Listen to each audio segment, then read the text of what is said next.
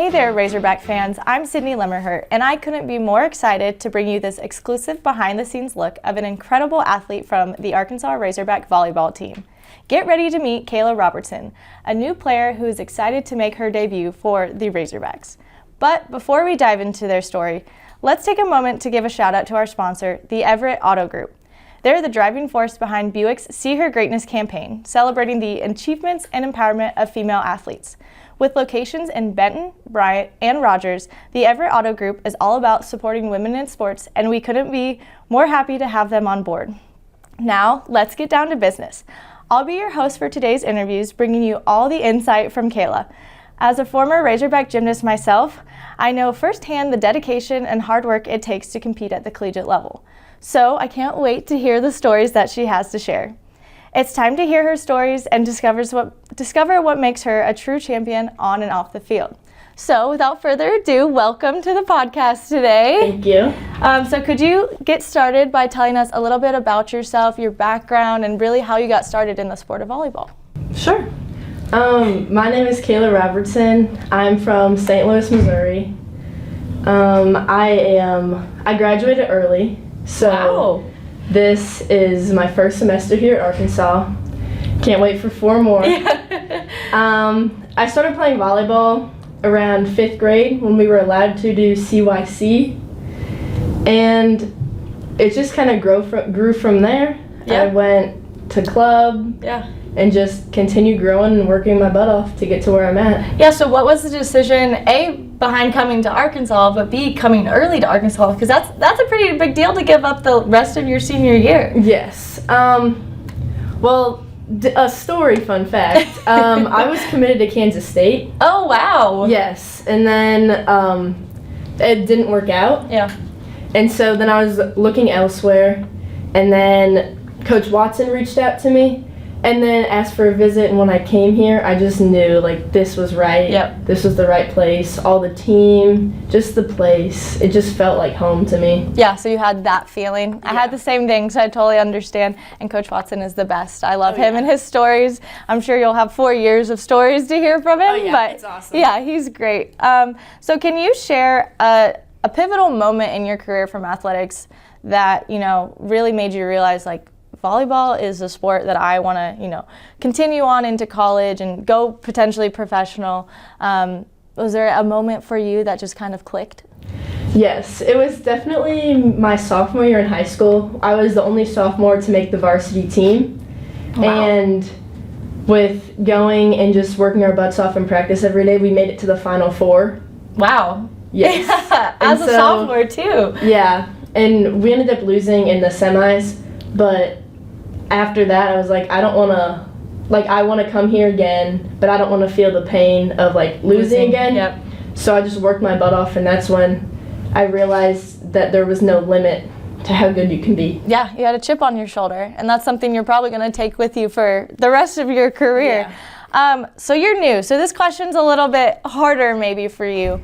But you can probably remember when you were young and looking up to the big girls at club and the older girls. But now that you're kind of in a role to be one of those older girls, what do you want younger fans to know or remember about you as they aspire to be you? I definitely want them to remember me being a team player, putting the team first, and then also working hard. Yeah. Just keep working hard every day in the gym, being a team player and putting the team first for sure. Yeah, those are very valuable lessons, and I think a lot of times people tend to forget, we had to work just as hard to get to the collegiate level. Maybe it came easy, but in order to, maintain it, you have to keep working hard, so that's a great thing. Moving on to a couple fun questions here, so women's sports has just gone crazy big the past week even. Caitlin Clark, Angel Reese, all of the big names right now. And obviously with that comes some social media talk. So how do you think social media can be utilized to put female sports in a more positive light? I think it can be used to put them in a positive light by, of course, the girls work hard, but they get these accomplishments. And once they get these accomplishments, I think you can post it online or on Instagram for everyone to see, or Twitter. and that will just draw people in. Yeah. As well as get them to your games, get more fans, Yeah. and just for the aspirations of everyone. Yeah, no, I totally agree. Social can be kind of a scary place sometimes, but I feel like we're kind of starting to see a pivot where female athletes are seen more positive. So we're getting there. We're not there yet, but we're getting there. Can you share a standout moment from your athletic career where you just felt a profound sense of accomplishment, whether it was because you overcame something or it was just like a goal that you finally reached? Yes, so my junior year of high school, we made it back to the Final Four, and instead of getting fourth that time, we got third, which is still just an accomplishment. Of course, it's upsetting. But then that same year in club, we made it to the championship at nationals. There you go. So that was just a very, very accomplishment for me. Yeah. And I loved it. Yeah. It left you wanting more. It's like, hey, we got third, now next year second. We want to win it all the following year. So that's really good. Can you share any secrets? Are you superstitious? I'm a little superstitious. I feel like volleyball is a sport that there are some either really superstitious, like I know Jill Gillen, that was on the team. She had the hair bow and had to do certain bounces before she served. Can you share anything that you have to do? Yeah, I always wear my hair in a braid. Okay. It's a ponytail and a braid. Yeah. Sometimes if it's a bun, the bun would be braided. Braided, okay. So always have a braid in, and I always have listened to the same playlist throughout club and high school before I played. So I always have music in before I play, and it's the same playlist. And then my bun or my braid. Yep. And my ponytail. Yeah, there you go. I had to eat a Kit Kat before every single meet.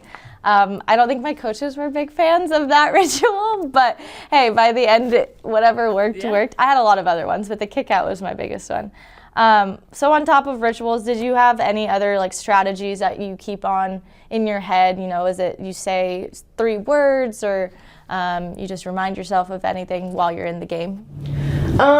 In the game, I would definitely if I got really heightened up by all my emotions and stuff, I would just sit there, close my eyes, and take a deep breath, and that just reset everything. Yeah. But I would also just be like, I got this. Yeah. I deserve to be here, and I got this. Yeah, it's good that you know that at a young age, especially the deep breath. I think I learned that my senior year of college. I would never breathe, so that's something that you should keep doing. Final 2 questions. That one is I think you're really gonna like. So who was your first female athlete you remember watching or looking up to? And they didn't have to be volleyball, but if it is, that's okay. It was definitely Carly Lloyd. Okay, good choice. Yeah, yes. That's a good choice. I always grew up watching her play soccer because I used to play soccer as well. Yeah. So it was just everything she did, how hard she worked. Yeah. She was just a role model for not even just soccer, but for any sport, just how hard she works and what you can achieve through your hard work. I agree. That is the first soccer player that's been mentioned, and I've been waiting for someone because mine was Mia Hamm growing up. I'm a little bit older, so Mia Hamm's a little bit older, but then Abby Wambach, Carly Lloyd, all of them. So I'm glad that you agree that team was pretty inspirational. Final question. How would you address the haters of volleyball or women's sports and advocate for greater recognition and respect for women's sports? For the haters, personally, I would ignore them. Like when Gabby Marshall, after drawing that foul, she had a lot of haters, and she just ignored them. Yep. And that's what I would do, ignore them, and if you keep working hard after you ignore them, you're eventually, you're gonna go great. Yep. And then you can post it, and that can just be like for the aspiring young athletes that they ignored what was happening but still pushed on. I love it. I love it. Just ignore them. They're going to go away. And if you don't have haters, you're probably not doing it right anyway. Yeah. Well, awesome. That is a wrap for today's episode. I want to extend a massive thank you to the phenomenal Kayla who joined us today. Your stories are the heart and soul of our podcast, and your greatness truly shines through in every word.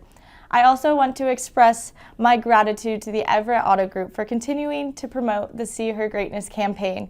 With locations in Benton, Bryan, and Rogers, they're not just in the business of selling cars. They're champions of celebrating female excellence in sports. To my listeners, I can't thank you enough for tuning in and being a part of this empowering journey. Remember, you can catch up on all of our episodes and stay connected with the latest from Everett's See Her Greatness campaign by following us on social media.